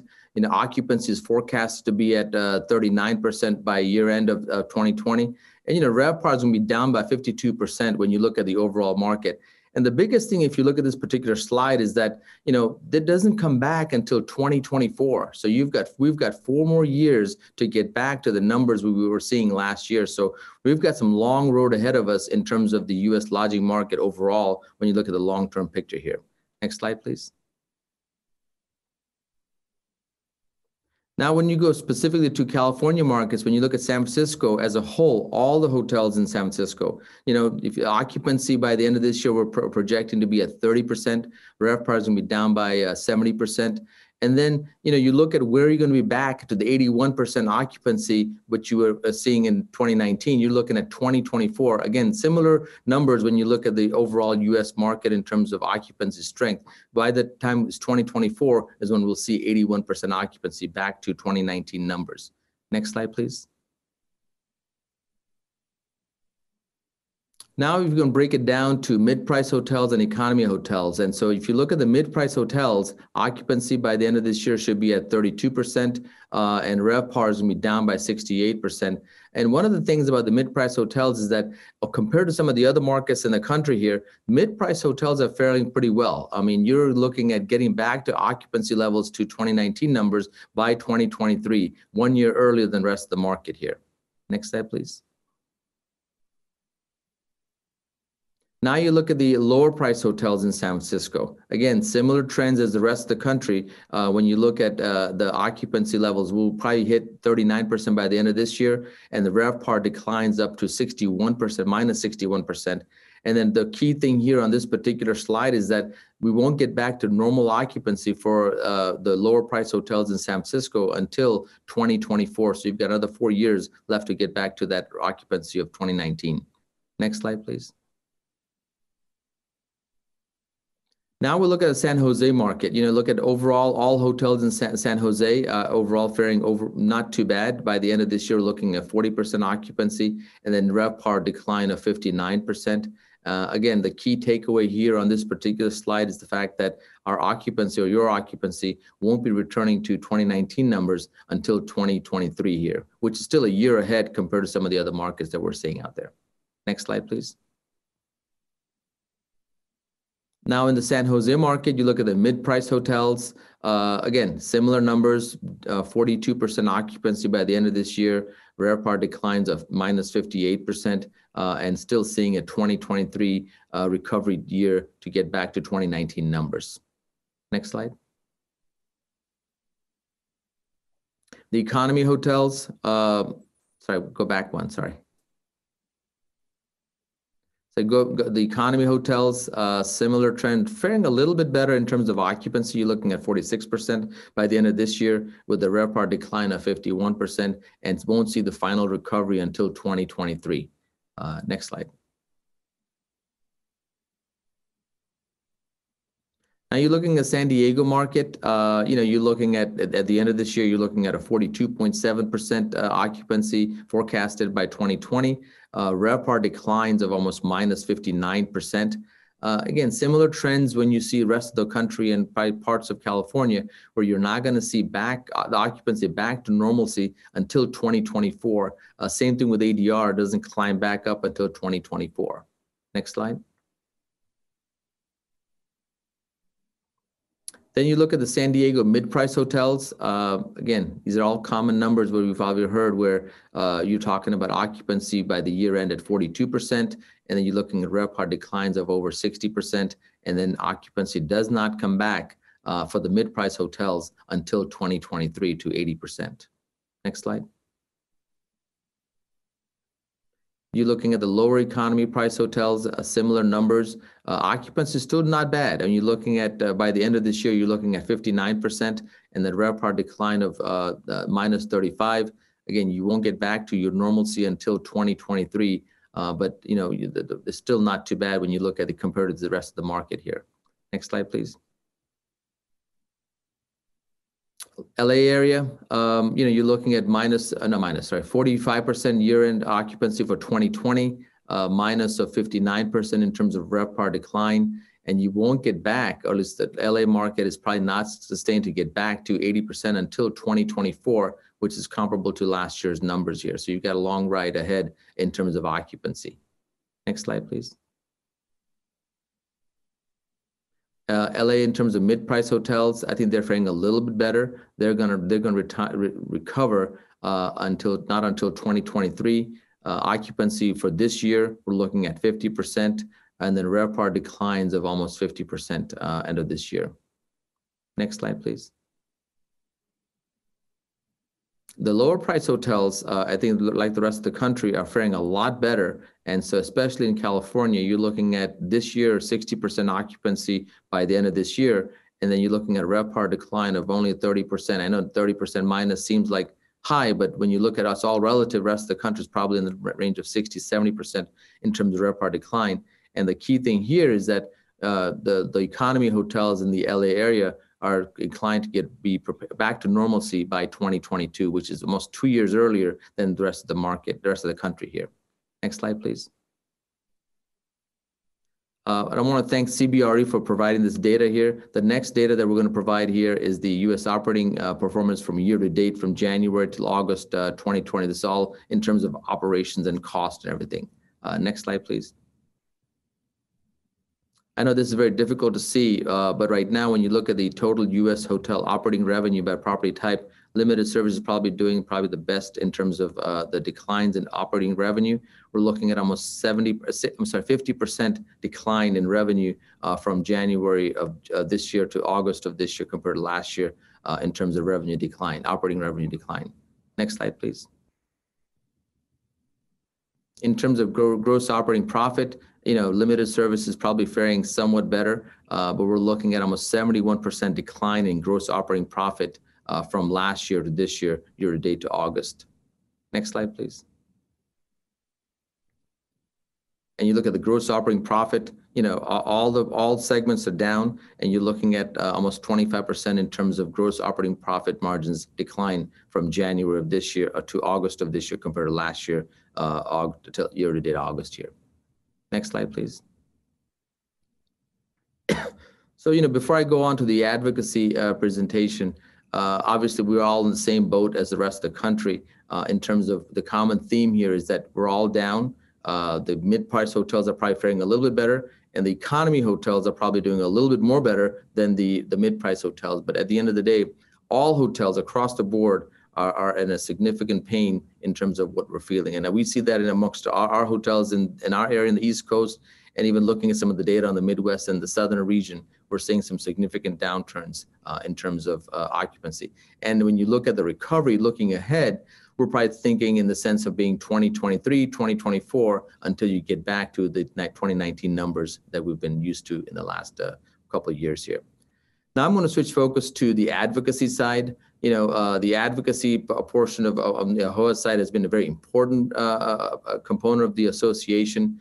We've had a great chair when Tarun was, I remember still serving on the Government Affairs Committee with Tarun as a chair. And you've got some good, strong leadership in California between Brijal and all the guys that are there. You've got some strong presence in terms of advocacy. And so I think I also want to kind of highlight some of the things that the association as AAHOA has done in terms of advocating on your behalf in the country here. Next slide, please. So, in the past, some of the issues that we were all facing with was tax reform to travel and tourism, workforce relations, and drive-by lawsuits. And those are all still relevant issues that we all face as hoteliers. But right now, obviously, over the last 6 months, we've shifted our focus to different things here. Next slide, please. So, right now, as hoteliers, we're facing one of the biggest issues that we're all facing is liquidity. We're all, at least, I'm not sure I was in California, but you're looking at the next 6 months, we're looking at some tough times in terms of the downturn that's coming up ahead in terms of winter coming ahead. So liquidity is going to be a big issue for all hoteliers. Regulatory reform is important to us. Obviously, with the gridlock in Congress right now, nothing moving forward is going to be a big issue for us in terms of looking ahead. And then liability reform. I mean, what if somebody gets COVID at your hotel, or your staff gets COVID at your hotel? What do you do with it? And so we just don't want to be liable for something like this here. So these are some of the things that are keeping us as hoteliers awake. I know it keeps me up at night when I see some of these issues that we all face here. Next slide, please. So, the biggest question that you hear is that what has AAHOA done over the last 6 months? Ever since March, we kind of shifted our focus on things that matter to hoteliers, been actively involved in the CARES Act. I mean, when the CARES Act got passed in the first part of this year, back in March, April, we were actively engaged with Congress, with legislature, saying, hey, look, these are some of the issues that impact us, advocating on your behalf. From a hotelier perspective, we've been advocating on your behalf, making sure that things that matter to us as hoteliers, and simple things, whether it be an LLC or sole proprietorship or a number of employees that we hire at our hotels, these are important factors that kind of guide into this thing here when the CARES Act came into place. So we were all involved early on to make sure that our issues were represented in Congress here. We pushed regulatory relief. You look at the PPP, a lot of the things that were in the PPP, we were advocating on your behalf. One of the biggest things is the affiliation rule. If it wasn't for us, I feel like we would only be getting one PPP loan per hotel compared to having it all across all the hotels. We kind of made sure that the affiliation rule, the fact that you own 5, 6, 7, whatever number of hotels, that you were able to get the PPP loans, not just because of the fact that you own 7 hotels, but the fact that it's a separate entity by itself. We also participated in meetings with the president. We've had one of our members who has spoken to the president himself, talk about the issues that impact our hotels. The vice president member from Florida has spoken to the vice president directly in terms of making sure that issues that impact us. One of the biggest things that also impact us on the regulatory side, on the banking side, how to make sure that SBA gets out there. CMBS has been a big issue for us. So we've been advocating on your behalf. I know that's been an uphill challenge. We've people with the CMBS loans, it's not been easy. There is no regulatory fix. We wish we could have a simple fix on that, but rest assured that we're advocating on your behalf to make sure that the issues and the pain that we're all feeling, that our legislatures are being heard. And I encourage all of you guys to get involved. I know you've got a lot of things in the state of California, especially with Prop 15 going on right now, but the engagement level that we all have is very, very critical. And so the fact that more we get engaged, the better it is. The fact that if I can go advocate on your behalf, but I'm not a voter in California, you're a voter in California. So you're a voter in your constituency. So if you've got a chance, an opportunity to talk to your legislatures, when you talk to them, it's a lot more different than me talking to them. So I encourage everybody to get involved and see how we can make a difference in terms of legislative side here. The other things that we also talked about is the introduction of legislation that impact us. I mean, especially looking ahead, hopefully we can get a second round of PPP for us, looking at different options for us in terms of making sure that the regulatory environment is in safe environment for us in terms of what we can do on your behalf there. And then also being the key resource for the PPP. I think the PPP is going to be a big issue for us, a big issue and a big opportunity for us next time around when it comes around. And so we're advocating on your behalf on that side there. Next slide, please. One of the other things that make advocacy important is the PAC side, and so I know that this is probably a very challenging time to ask for PAC. We're all in a situation where we're, struggling to make our payments. We're struggling to make our payroll debt, and we're struggling in every way possible. But this is one of those opportunities where it's very, very critical to make sure that we're donating to the PAC. Next slide, please. So, the importance of the PAC, especially obviously you've got in California, you've got the Prop 15 going on right now, advocating on that side, making sure that you donate money to that. Even the AAHOA PAC and even a simple 365 would go a long way, because right now is when we really need government. I mean, rarely have I personally ever asked for governmental help. I think many of our members have probably never asked for governmental help, but this is one of those moments that without the government, we're not going to be able to get through. I know looking back at my last 6 months, if it wasn't for the PPP, if it wasn't for some of the regulatory reliefs that we all received, we couldn't have made it for the last 6 months. Now, looking ahead of the next 6 months, we need additional relief. So for us to get impact and for us to get our words across to the congressional leaders, we need to have a strong PAC. And so I encourage all of you guys to donate to the PAC. You can go to myahoa.com. and donate to the PAC. The simple $365, $1 a day would be a good starting point. Obviously, if anybody wants to donate more, that'll be helpful. Also look up the members of Congress that's in your region. So whoever's your congressional person or your senators, whomever is out there, reach out to them, tell them, hey, look, as in a hotel industry, we need help and we need some help in every way possible in terms of PPP or whatever else we can do here. And make sure that when AAHOA sends you an action alert, you respond back to that. It's absolutely critical. Just a few weeks ago, we did a 10,000 letter to the congressional people. We beat that. We did over 15,000 letters to the congressional leaders here, and that make a big difference. And you'd be surprised, and you may think that people are not listening or reading and all that stuff, but I think at the end of the day, these guys do. And the more people that react and respond back to these things makes a big difference here. And then the final thing on myahoa.com is to update your property information.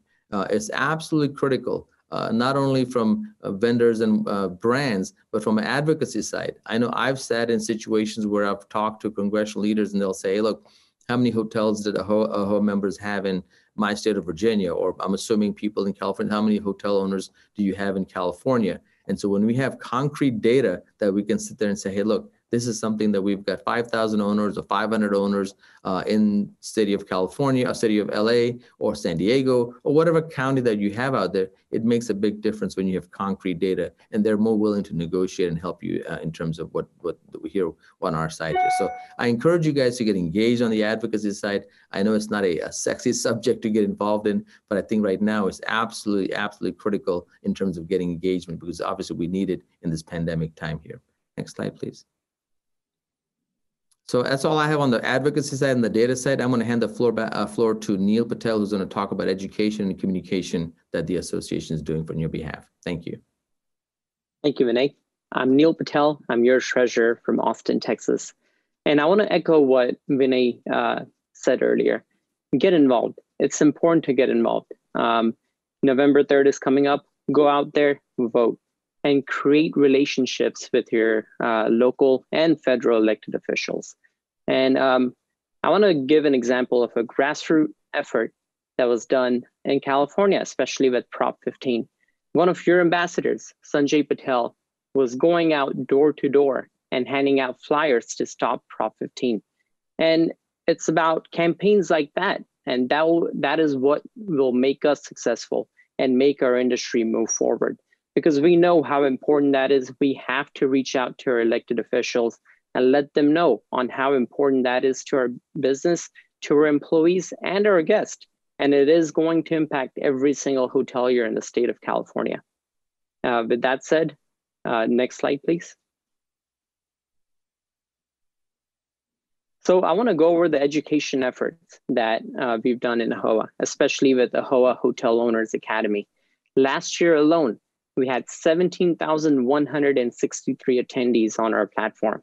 This year, we have over 40,000 attendees. That's over 138% increase year over year. This year, we've had about a wide range of issues that we've covered, from hotel ownership to ADA compliance to revenue management and so much more. Next slide, please. So here are some of the certifications that AAHOA offers. Number one, AAHOA has started a certification for cleanliness because guest confidence in hotels have went down and we have to get it back. And AAHOA partnered with P&G and we're doing a training to help hoteliers in sanitation and cleanliness. And over 500 members have signed up for that training. Number two, we have our all new CHR program that we recently launched. And since it was launched in February of 2020, we have over 800 members that are registered and signed up for this. And the cost for this certification is only $199 for lifetime members and $249 for annual members. And this is the best price you'll find in the industry for a certification like this. And our third one, especially our human trafficking awareness training, HTAT. We have over 6,300 hoteliers that have signed up, which includes owners and staff members that have taken this training.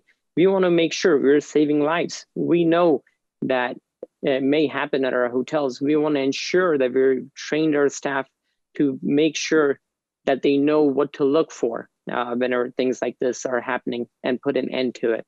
And the next one we have is the CHIA, or Certification in Hotel Industry Analytics. It's valued at $500, but the CHIA is available to our membership for only $100. Next slide, please. AAHOA also has a lot of webcasts when we talk about the Owners Academy. We have over 300 available, and out of those 300, over 180 are just COVID related. In 2019, AAHOA hosted 100 webinars. That's average of 2 webinars each week. And this year, we've hosted more than 180 year to date.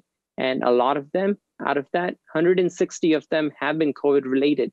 And we reached over 32,000 members that way. Our 3 recently most popular webcasts were: number 1, using LinkedIn to grow your hotel presence and stay profitable. Number 2, ADA compliance in social distancing era. Number 3, hotel valuation, an outlook as of June 30th, 2020. As you see, we have a wide range of variety, especially when you go on Hotel Owners Academy, and you'll find everything you want right at your fingertips. And this is the most important. AAHOA has provided me data, and I was able to use that data to speak to our elected official, our congressman, and I was able to show them on how our industry is hurting. And I was able to have him push for more reliefs for our industry. And data is more important than oil. And we have to get as much data as we can. We have to be informed. You can never stop learning. And this is one way AAHOA keeps you informed. Next slide, please. Here are the ways that you can stay informed.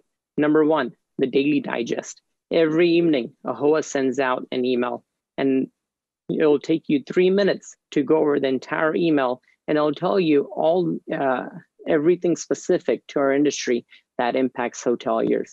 The next one is you make sure that you're customizing your email on myahoa.com. You have to go on myahoa.com and fill out your profile, and you can even select what's most important to you, whether it's deals and discounts, advocacy, or news about our industry. And you can select exactly what you want to receive in an email format. And make sure your cell phones are updated, because AAHOA does text and robocalls, especially when we have something very big going on. For example, the Prop 15, we have to make sure we defeat it. Next slide, please. So now I need your help. Here are 3 takeaways that I want you to take away from the AAHOA's education platform. Number 1, sign up for a certification that you have not yet earned. Number 2, pick 3 webcasts that you can share with your staff. And last but not least, customize your myahoa.com and go on there and select exactly what you're interested in, so that way we can tailor content especially for you. And now I would pass to your newly elected secretary, Bharat Patel. Thank you. Thank you, Neil. If you look at the slide, you notice there's in small writing, it's CHIA and CHO. So I've already got some of my educational credentials. I think it's really important out there, especially during the COVID pandemic in this era, to go out there and take advantage of the resources that are available. It wasn't, it was a cost to me when I took the CHIA, but the CHO is still available, and the CHI is available in the next round also. So please take advantage of those resources. Moving on to events. Despite the fact that AAHOA has had very few in-person events in 2020, due to the pandemic, AAHOA has nonetheless engaged with more hotel owners in 2020 than any previous year. The numbers show that hotel owners are coming back to AAHOA for information and support, the support they need, and they keep coming back over and over again. Even in a time where we have had to pivot, AAHOA continues to meet members where they need us. Let me cover some virtual events. Next slide, please. Next slide. Virtual events. AAHOA has hosted more than 70 virtual events addressing local issues by region and reaching more than 4,000 hotel owners. These geographic and topical forums give members the opportunity to meet directly with AAHOA and industry leaders on topics, by locale, and brand. Golf tournaments. Now, we've had one in the Northwest and the Southwest. Please keep a lookout for the California tournament. It's going to be a new event. There'll be emails coming out and forward. And that's why it's important to make sure you do go to myahoa.com, check your preferences, make sure you are getting the information you need to get from AAHOA. AAHOACon. Next slide, please. I hope, and I know many of you are looking forward to the 2021 AAHOACon convention in Dallas. You know, everything's bigger in Texas. So registration information is going to be coming up soon. Please take advantage. Early bird register as quick as you can so we can get an idea and plan for this event. It's in May, so hopefully we'll have some therapeutics and some other things resolved in Texas, and we can have a great convention. There are new protocols in place. We're going to do the best we can to give you the convention and experience you love, the networking that you really need nowadays, the best trade show in the industry, and access to industry experts. I've been coming to AAHOA conventions for close to 12, 13 years now. And what's best about these conventions is I get to meet industry leaders. I get to meet vendor partners that I like, that I know, and I trust. And I only like to do business with people I like, know, and trust. So please give AAHOA an opportunity. A lot of the information that's on our website, a lot of the events, education would not be possible without our vendor partners. So please give AAHOA an opportunity when you're going out there and spending your valuable dollar. AAHOA recognizes that these are lean times, and our industry you really count on every dollar that you earn. Give our vendor partners a chance to bid and look at the products and services that you need in your business. Please visit our vendor directory and subscribe to our vendor digest for all the latest. All that is available, again, your preferences at myahoa.com. A couple of things I want to bring up in terms of a call to action. Next slide, please.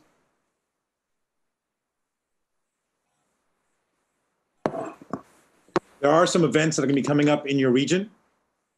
So please try to attend that virtual event. Check on AAHOA deals and discounts. Some of the best pricing and products are available. And check your phone right now and make sure you're signed up for the daily digest.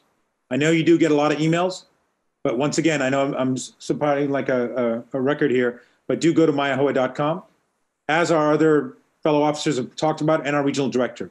In California, especially now, Prop 15 is probably the number one issue, the number one thing that's going to impact your business tomorrow. And that's an issue that can be around for, as Lynn said, more than 20 years. So get on out there. If you can contribute, please to contribute. But you can also make phone calls. You can use WhatsApp, social media. Let everybody know where your small business is at and what's important. I just had an opportunity to go out and vote. So if you can, please go out there and early vote, if possible, in your region. You can always go to ivote.com to figure out where you need to go.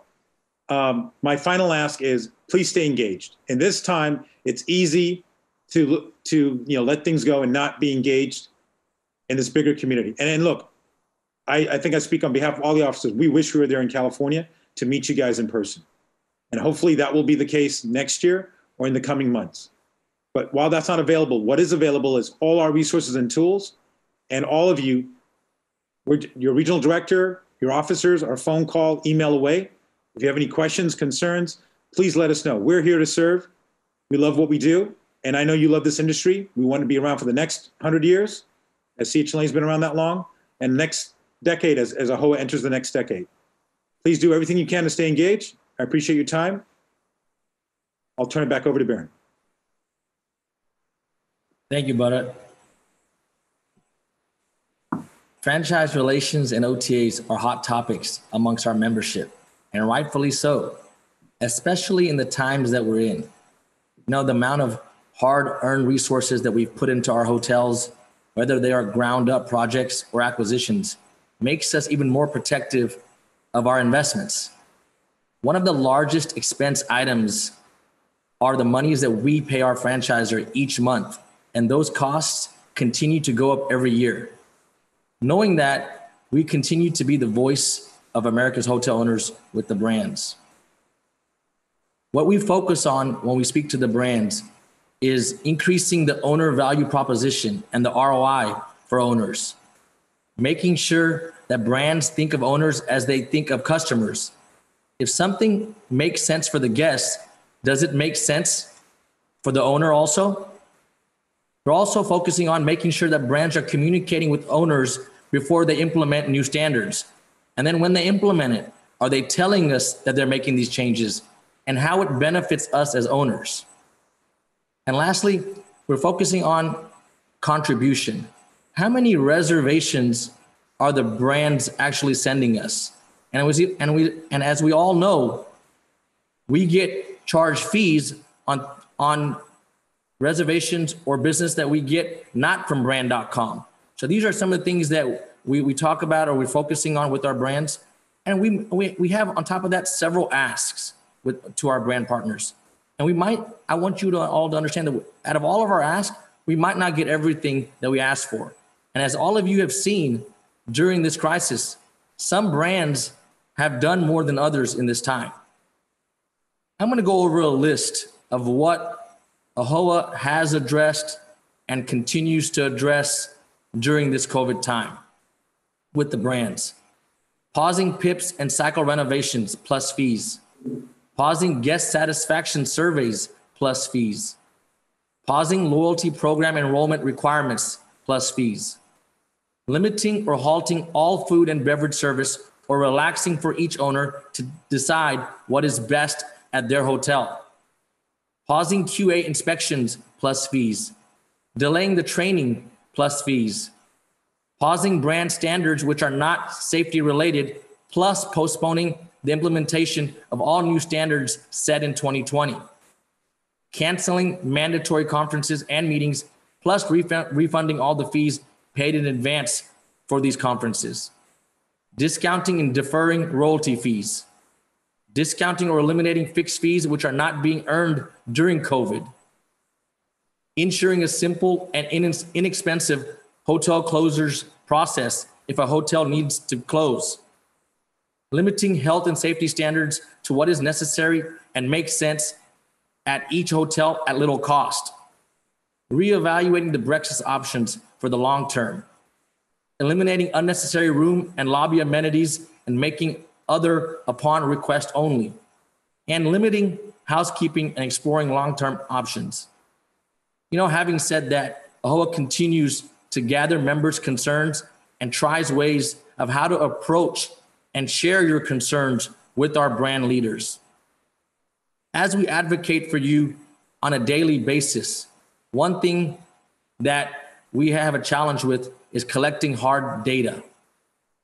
When we speak about important topics that are affecting our members, the brands sometimes ask us, how many people does this affect? And we don't have that answer because we don't have the data that we need. I'll give you an example of two different ways how we can approach this and how we shouldn't approach it.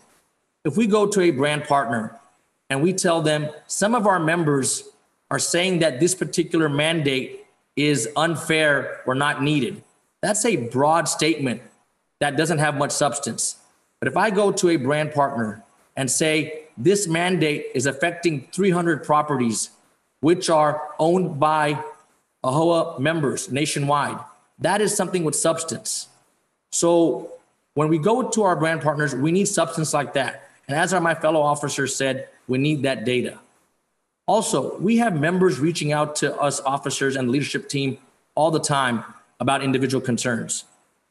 We try to address those concerns as best as we can, but we also realize that that concern might not be what all the members want. So what we have done is a couple of months ago, we created a brand survey for our membership to give us an idea of what the brands have done as far as relief up to date. We didn't get the feedback that we needed. So when we don't get the feedback that we needed, it's hard to go to the brands and say, hey, we had X amount of people fill out this survey and you as a brand have not given enough relief because of this, this, and this. That's why surveys are very, very important. And we're also evaluating what is in the best interest of the franchisees. because we realize that it may differ from owner to owner. I'll give you another example. Breakfast. When the pandemic first started, we heard from several of our members saying, let's get rid of breakfast. We went to our brands and tried to get rid of breakfast, but that's not what we all want. There are members of ours, franchisees of certain brands, who say we need breakfast to keep afloat in our comp set. So that's just one example of where it differs from owner to owner. Another thing is, as we have communications with our brands and we have these ongoing dialogues, one thing that we can improve on, that we're trying to improve on, is come up with ways of how we get that message out to our membership. There's times that we talk with our brands and there are ongoing dialogues that we can't reveal to you yet until it materializes. But we're trying to come up with ways where the dialogues that we're having, where things have been materialized, to improve our communication when we have these things with our brand partners. Now with our OTAs, us as leadership get several inquiries from our membership about OTAs. As all of you know, if you own a branded property, the brands negotiate a rate into your contract with OTAs. We need, once again, input from you all and data to go to these brands and say, when your renewal comes up, we need you to negotiate a better rate on behalf of your franchisees, because it's affecting not only franchisees, but AAHOA owners. Also, with independent hotels, last year, we spoke with an OTA for about a year to negotiate a rate, an AAHOA rate. But we haven't achieved what we want to achieve because we don't have the data. They ask us, how many independent hotels do AAHOA owners own? We have some data, but we don't have the data that makes a statement. So we urge all of you to please fill that form out, that property data form. So when we do talk to the brands, when we talk to the independent, the OTAs, we can advocate for you. And lastly, about OTAs, we must protect AAHOA and its membership when we see actions that might not be legal. On a daily basis, we compete with one another in this industry. And there are laws that prohibit us to do things from a group or an association perspective. So what we need to do as an association and as membership is come up with new, innovative ways that can achieve our goals. Next slide, please. My fellow officers covered some of this, but I want to reiterate some of these things, some of the call to action things that we send you all. If your email is not current or updated in your myahoa.com profile, then you're not getting the information you need from us. There are times when members come up to me and say, AAHOA is not doing enough. And I ask them for their email address, and I check with our office and see if their email address is current or updated, and it's not. So they're not getting the emails of our educational offerings, our advocacy efforts, our dialogues with our brands. So we urge you, number one, to make sure your email is current. Number two, as I've been mentioning and as my officers mentioned, we have to get that property data. Without that data, the examples I gave you, we can't advocate on your behalf and our behalf. Number three, the surveys, as I mentioned, they're very, very important. When we send those surveys out, they take less than 5 minutes. Please take the time to engage and give us your feedback. We need your feedback. And four, we want all of you to get engaged with your FACs, your franchise advisory councils, your owner advisory councils. And if there's seats for election, we want you to join those. So then when we speak to our advisory councils, we can join forces together and speak to them and advocate on behalf of our membership. Before we go into the Q&A session, with the few minutes that we have left, I want to thank your regional directors, Mike Riverside, KP, Nourished By, for everything that they do, not only for your region, but for the association. The time, commitment, and passion that they've given is commendable. I appreciate it. I also commend all of the ambassadors for everything that you all do on the grassroots level. It's not easy, especially in these times. And I also want to thank Bijal and Lynn for everything they do in the state of California and for our industry. I hope that you found today's event valuable and informative. I know you as a state are going through a lot of things as we all are. The wildfires in California, Prop 15 that was discussed, and with COVID. We're all in this together, and we're here to help each other out. Now we'll go into our Q&A if there's any questions from our members in the 3 regions. We have 3 questions. The first one is for the officers. How can you raise rates as other hoteliers are dropping their rates due to market conditions?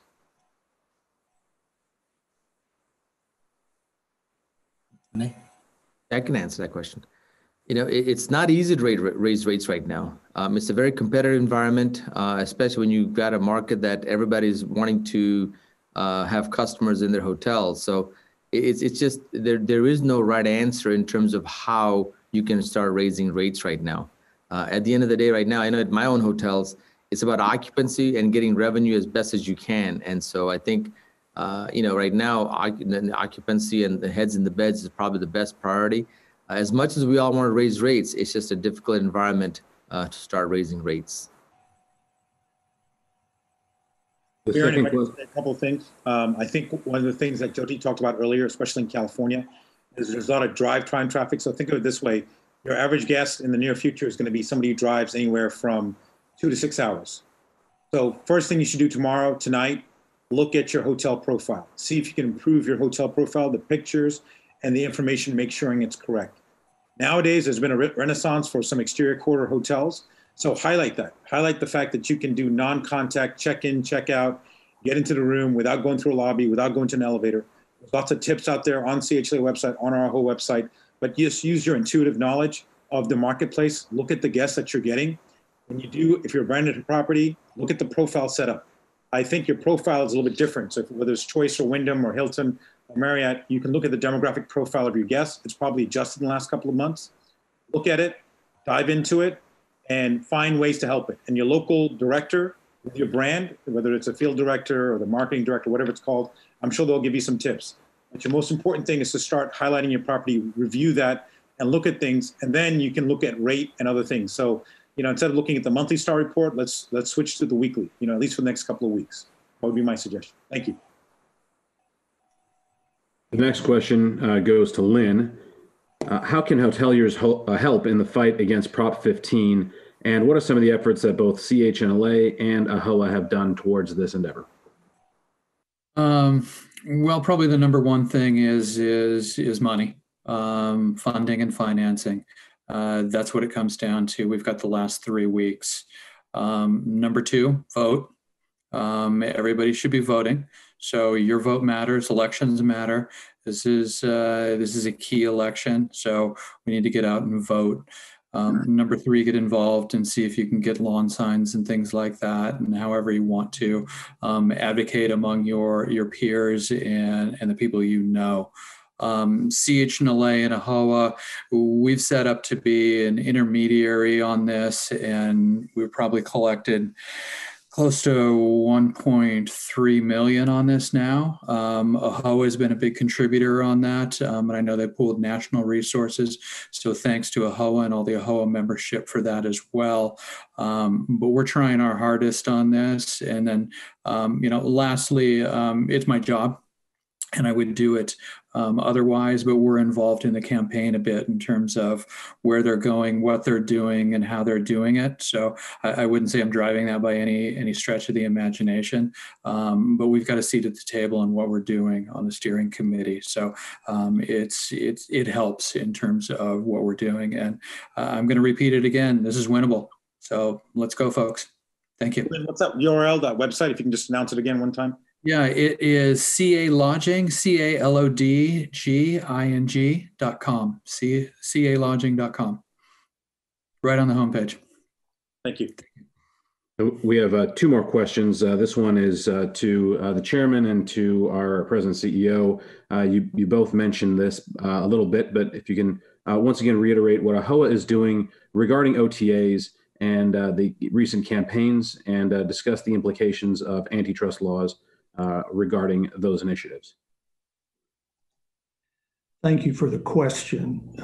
Obviously, as our chairman mentioned a few moments ago, one of the primary responsibilities of your officers and certainly your staff in Atlanta and Washington, D.C. is to take very seriously our duties, our fiduciary duties to protect the association and our members.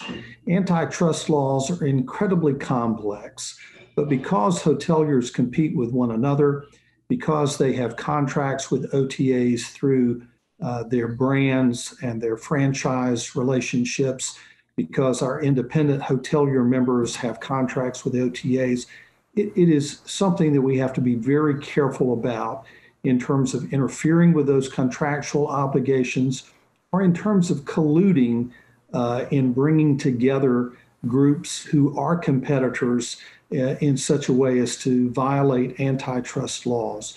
So we certainly seek out counsel in these situations. We know it's a very difficult issue. We certainly discuss with the OTAs collectively the collective interests of our members, and we discuss those with them on a regular basis, on an ongoing basis. But I have to say to you, we're going to always look out for your interests. We're going to always do what is in the best interests of the association and of our members to make sure that we don't get to a place that could cause you potential liability. And so we take that fiduciary responsibility quite seriously. I just want to add on to what Cecil was saying. You know, us as officers, 4 out of the 5 officers are hoteliers at the end of the day. We sense your frustration, especially when it comes to OTAs, because our properties are going through what all of your properties are going through. So, you know, when I took over as chair, I spoke to our team and I asked about this particular issue. I said, is there a way we can try to do something where we can shut off the OTAs and send that message through the association? And as Cecil mentioned, that we were unable to do so because it's considered antitrust, possibly collusion, and therefore we can't. Now, you as an individual can turn yours off if your brand allows you to whenever you want. But as an association or as a group, if we send a message out there that we're doing this initiative, that's where we can get in trouble. So that's why I'm asking all of you, let's come up with other ways of how we can approach the OTAs and try to get them to, you know, understand our needs and what we're going through. They're a big, you know, engine. And as I've said before, they haven't done much, especially in this time of need for us. Thank you. And finally, this is a question to Cecil and to Vinay. Is AAHOA advocating to protect hoteliers from drive-by lawsuits, both with ADA and COVID-19 exposure? Well, that's a great question. And absolutely, this is one of our top priorities for our advocacy work, both in Washington, D.C. and at the state level. We've certainly joined with the chorus of voices across our industry in suggesting that as a part of any additional legislation that is passed, stimulus or otherwise, that liability protections for all small businesses be included in that legislation. Obviously, that's a contentious position between the two parties. And so a lot of the work on this issue has filtered down to the states. We've been working in many states across the country. We've had success, and I think we're now into the teens, the number of states that have passed individual liability protection, particularly related to COVID-19. But this is an issue that we are very cognizant of. We are aware of the impact that it has upon our members and your businesses. And so we are constantly advocating with respect to ADA or now the possibility of COVID-related lawsuits to prevent these drive-by lawsuits from being the nuisance that they have been for our members and for this industry. We will continue to advocate on your behalf in this respect. Yeah, one more thing I would add to that is that this is one of those pieces of legislation or issues that the hoteliers face where we're absolutely correct on our side. As hoteliers, we're doing everything on our power to make sure that the handicapped community is being treated well and being whatever they need is given to them. And so I think that when you see this frivolous lawsuit, it's simply as frivolous. I mean, some of the stuff that we've seen, even in my home state of Virginia and Maryland and up in this area here, we've seen a lot of that drive-by lawsuit come across here. And it's just extortion. It's purely as extortion. When you go talk to somebody and say, hey, look, and the thing is that they'll target people like us. Why? Because we don't have a strong legal team at our offices or hotels or whatever. We're single unit hotel owners. If I'm an owner of a Super 8 motel, I've got a, $5 or $6 million asset. Do I have a legal team? No, I don't. Is it easier for me to go ahead and give that person $4,000 or $5,000 to get it away from my hotels? Of course it is. So it's a very simple thing for them to extort us. And so it's a very important priority for us.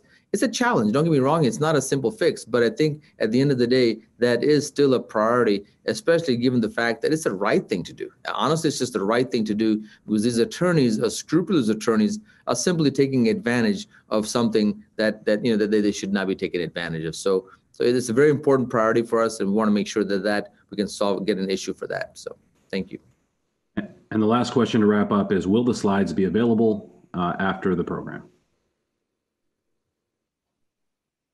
Yes, they'll be available. Give us about 48 to 72 hours. We'll try to get up earlier, just where all the other webinars are too.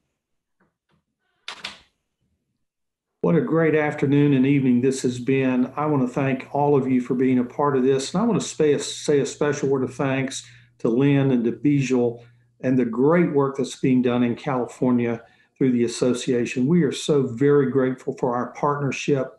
I'm very proud to serve on the board of the California Hotel and Lodging Association.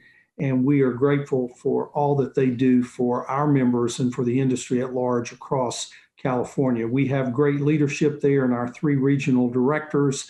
I'm so proud to work with Mike and with ND and of course KP. And so thanks to all of them, their ambassadors, our committee members and everyone there.